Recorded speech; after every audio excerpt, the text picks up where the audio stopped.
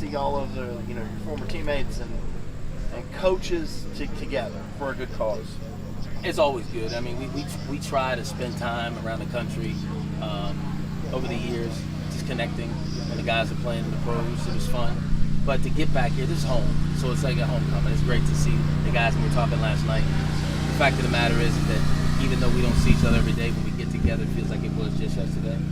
Because reminiscing is the main thing we do, and we're talking about all the times that we had, the fun that we had. So that makes it enjoyable. Grayson, you're kind of known online for your motivational speeches online. What would you tell Sharone today if you had him off by yourself? And I'm sure you had that chance already. What would you tell him? We've had that conversation, and with me being the years that I spent in ministry, obviously my first heart is to talk about his faith and what he truly believes, and I think that walk is relevant and prevalent in his life right now.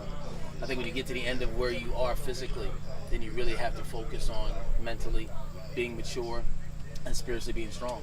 So he's a fighter, he's a winner, he's got an uphill battle, and I think what happens is he should be a message to a lot of people that your health is important. He was a type 1 diabetic when he came here. I had to deal with cancer. I mean, there's some things that we need to do, and the message that needs to be delivered is the fact that you need to take care of your body. And I think he becomes a person that folks can look at and say, you know what, he was a stellar athlete, the highest draft pick ever as a Clemson alum, and he's really struggling in life.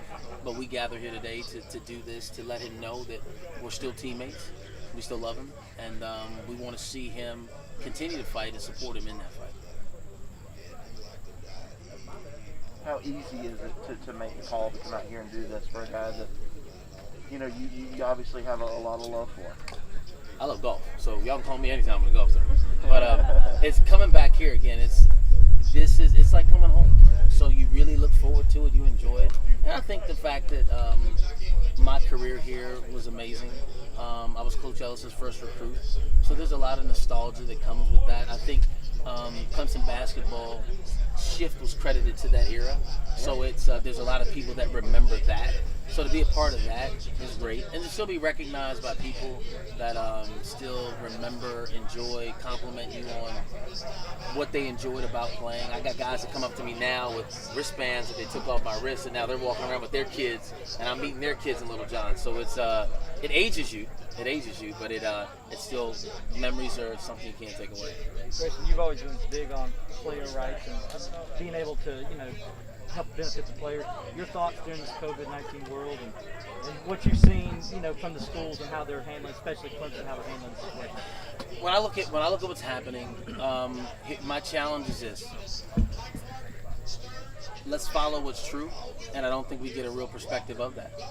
I think we're looking at the mask that we're wearing right now, and the jury's still out on what's good and what's not good.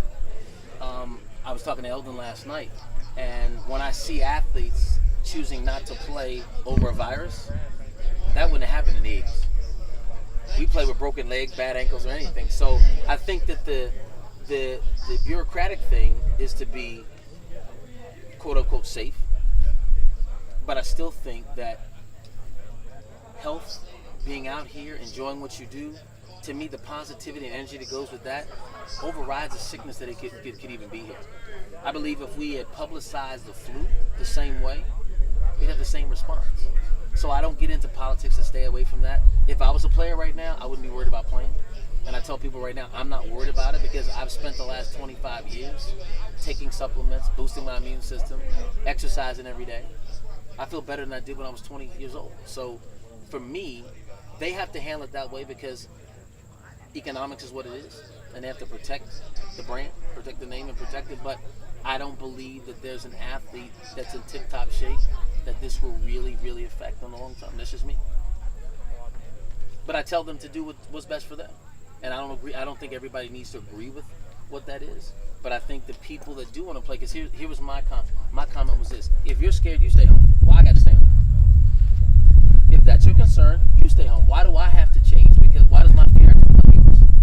And that's my belief. I'm not asking anybody to agree with it, but I never stopped playing golf. I never stopped going out because I wasn't completely worried about it. And that's just me. To each his own. Fantastic. Anybody else? Yeah. No, we're good. Thank you. Thank you, Grayson. No problem.